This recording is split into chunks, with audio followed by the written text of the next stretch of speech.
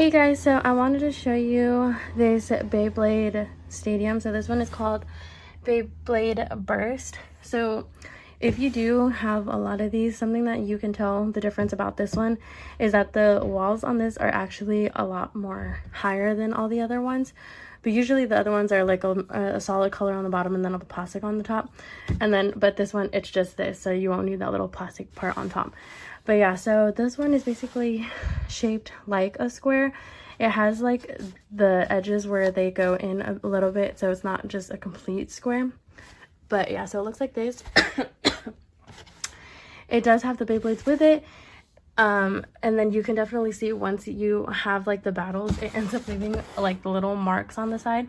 So that's the only thing that I've noticed between this one and all the other ones. This one actually leaves the marks on it when it does it. So that's the only thing, but this works really great. It's a lot of fun, obviously, for kids. But yeah.